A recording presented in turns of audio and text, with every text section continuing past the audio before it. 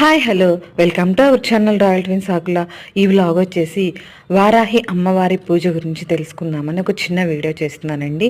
వారాహి అమ్మవారి నవరాత్రులు ఆషాఢ మాసం స్పెషల్ అన్నమాట. ఎంతో బాగా చేసుకుంటారు ఈ నవరాత్రులు.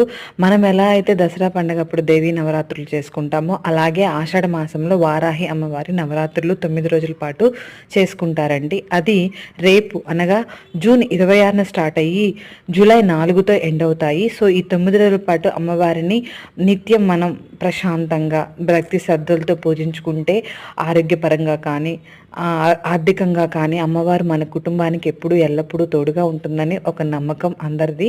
సో అలా మనం ప్రతిరోజు అంటే రేపటి నుంచి స్టార్ట్ చేసుకొని పూజ చేసుకొని మంచి ఫలితాలు పొందాలని కోరుకుంటున్నాను. అలాగే ఈ వారాహి నవరాత్రుల్లో మనం పూజ మీరు కుదిరితే పొద్దున పూట చేసుకోవచ్చు, లేకపోతే సాయంత్రం పూట అంటే 6 తర్వాత మీరు పూజ చేసుకోవచ్చు.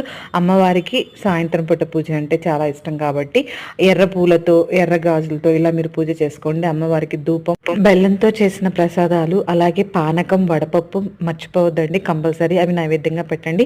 అమ్మవారి ఆశీర్వాదం